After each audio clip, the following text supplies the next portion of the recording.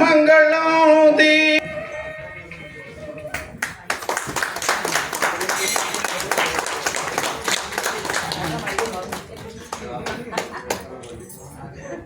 ready here once again alage ready smile sir Sudeep come Max come ready come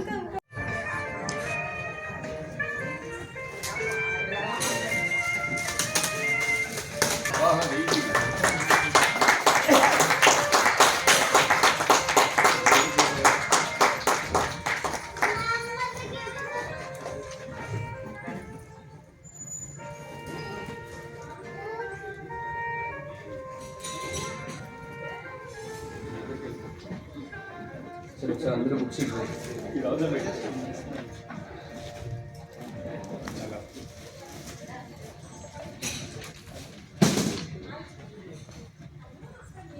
please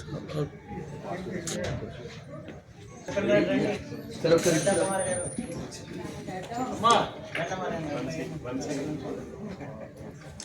సరే okay here once again సరే ready here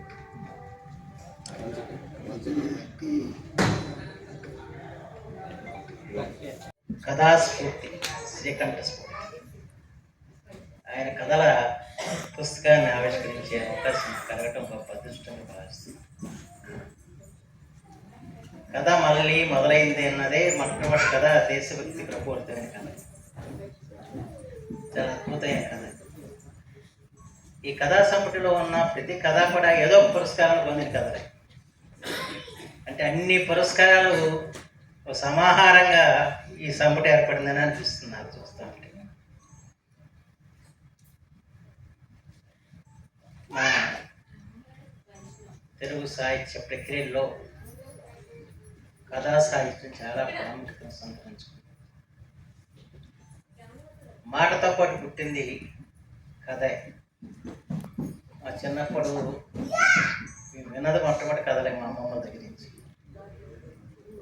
కాశీమజిలి కథలు, కాంబోదరాజు కథలు, తెనాలి రామకృష్ణ కథలు ఇవన్నీ వినిపించేవాళ్ళు. ఇప్పుడు అమ్మమ్మకి తీరిక లేదు కానీ మాకు అదృష్టం తగ్గింది. అందుకని కొంతవరకు సాహిత్యం మీద ప్రీతి కలగడానికి కూడా మా అమ్మమ్మలే అని చెప్పదాం. అంటే ఆ రోజున కథలు కొన్ని నీతి బోధకంగా ఉండేవి, కొన్ని వినోదాత్మకంగా ఉండేవి. ఈ పంచతంత్రం కానివ్వండి లేదా రామాయణ భారతాలు కానీ వీటి ద్వారా నీతిని బోధించే కథలు మనకు చెప్పుకోవాలి. ఆ తర్వాత వినోదాత్మకమైన కథల ద్వారా కూడా ఏదో సందేశాన్ని మనకు అందిస్తూ ఉంటాడు. ఆ రకంగా బాల్యం నుంచి కూడా సహజంగా ప్రతివాడు కూడా కథలతోనే జీవితం ప్రారంభమైంది. వాటి సారాన్ని మన జీవితంలో నింపుకొని సన్మార్గంలో నడవాలని చెప్పిన ఆలోచన మనకి కథల నుంచే సంక్రమిస్తుంది మొట్టమొదటిగా అని చెప్పగలం. ఆ తర్వాత మన ఆధునిక సాహిత్యం సంఘ సంస్కరణ దృష్టితో విలువ, గురజాడి గారి దిద్దుబాటు, కందుకూరి గారి కథలు, ఆయన రకాల ప్రహసనాలు, ఇవన్నీ కూడా సంఘంలో ఆనాటి దురాచారాలని రూపుమాపాలన్న ఆలోచనతో దాన్ని సాహిత్యంలో ఒక ఆయుధంగా మలిచింది మాత్రం కందుకూరి, గురుజాడ. వారికి మాత్రం ఎప్పుడు తెలుగు జాతి రుణపడి ఉండాలని చెప్పిన కన్యాశిల్పం అన్నది ఇవాళ మనకు కనపడదా? అలాంటి ఒక దురాచారం ఉందని, అలాంటి దురాచారాన్ని ఒక నాటకం రూపుమాపిందని చెప్పినది ప్రపంచ చరిత్రలో ఒక తెలుగు నాటకానికి మాత్రమే దక్కిందని చెప్పి. కథ అన్నది మనిషిని ఆలోచింప చేయాలి, మనిషిని సంస్కారవంతునే కాకుండా సన్మార్గం వైపు నడిపించే విధంగా ఉండాల్సిన అవసరం ఎంతైనా ఉంది. ఆ లక్ష్యాన్ని కూడా శ్రీకంఠ స్ఫూర్తి గారి కథల్లో ఉన్నాయని చెప్పి మాత్రం నేను భావిస్తున్నాను. చాలా అద్భుతమైన కథలు వారు రచించారు. ఇందాక సమీక్షలో చెప్పినట్టు పుస్తకం అయితే ఇంగ్లీష్లో రిచ్గా ఉన్నట్టు కానీ లోపలంతా కూడా పేదరికం. నిజంగా పేదరికం మనల్ని హృదయాల్ని తట్టి ఆర్తజనులే ఉంటారు దీంట్లో. ఆర్తజనుల జీవితాలని కథల రూపంలో మనకు అందించి వాళ్ళ కన్నీళ్లు తొడవండి అని చెప్పి మన ప్రబోధాత్మకంగా చెప్పిన ఘనత శ్రీకంఠ స్ఫూర్తి గారు.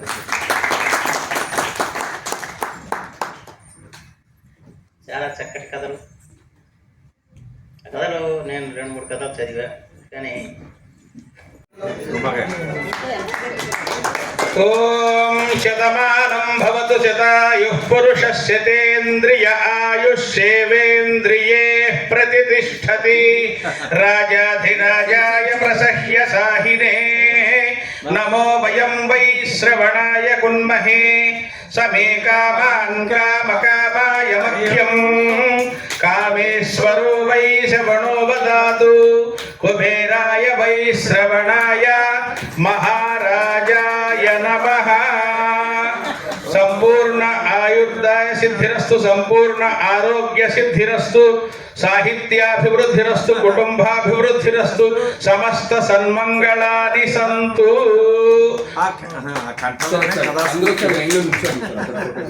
ముందు కవి వంశీ కొంచెం సార్ అలా అలా చూడండి ఒకసారి. సార్ ఒకసారి here, sir here, sir sir ఒకసారి రెడీ రెడీ. ఓకే. నా సూక్తి ఏమిటంటే, కలుసుకోవాలి, తెలుసుకోవాలి, వీలైతే మనసు గెలుచుకోవాలి. అందరి మనసు గెలుచుకున్నవాడు శ్రీకంఠ స్ఫూర్తి గారు. అటు విశాఖపట్నం నుంచి ఇటు హైదరాబాద్ వరకు